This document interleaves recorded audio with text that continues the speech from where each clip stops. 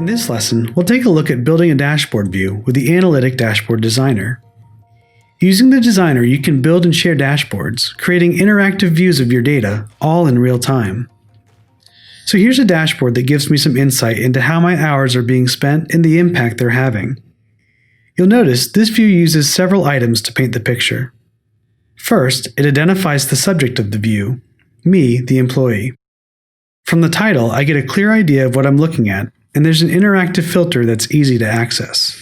Also, the chart is central to the design and can be used to apply additional filters to other items that detail out and supplement the information in the view. So using this as an example, let's reverse engineer it and build this view from the ground up. First, let's create the dashboard view. I'll click New, select an analytic model, and then click Refresh to build the dataset.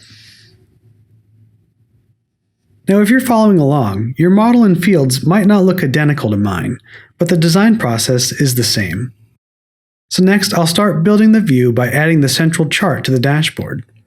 To add data, I'll simply drag and drop my fields into the pane. And as you can see, the designer automatically adds my fields to the chart, and I've got two bars for each month, one for direct and another for indirect time based on the charge type.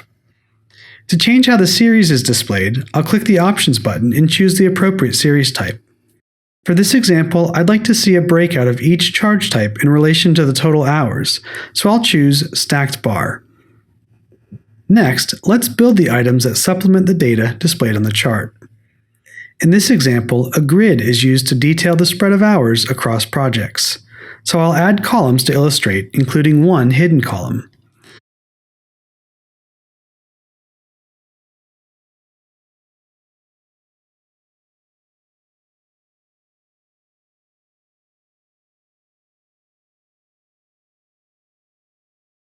Then I'll apply a format rule to narrow the results down to the top 5 projects, and another to bold direct projects based on my hidden column.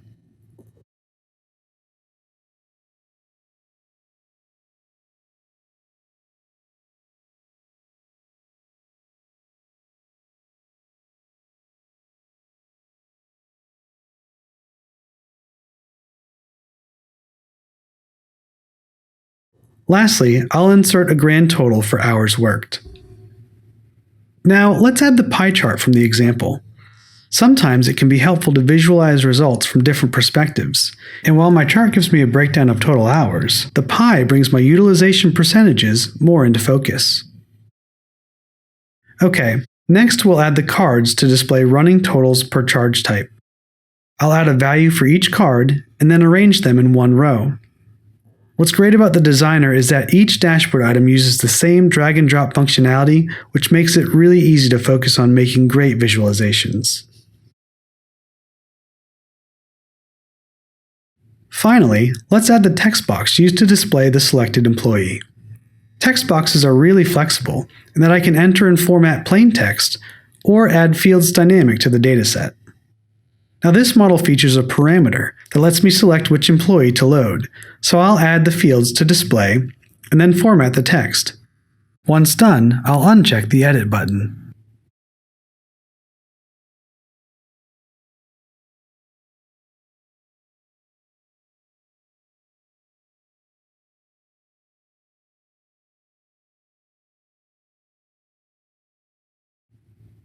Okay, we've got a good view of our data. But before we wrap up, let's make the dashboard view more interactive.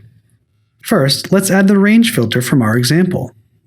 Range filters can both display chart information and act as a dynamic master filter for the dashboard view. So I'll add a running total of hours as a line chart to the range and configure the range to filter by month.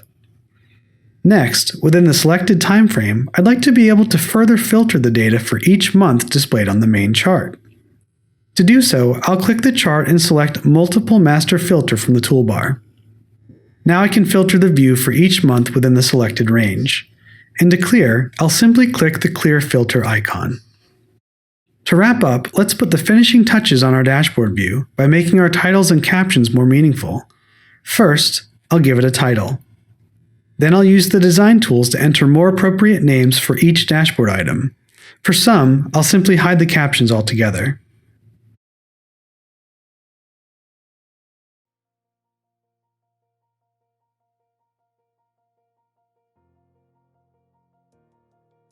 When I'm done designing, I'll save the view.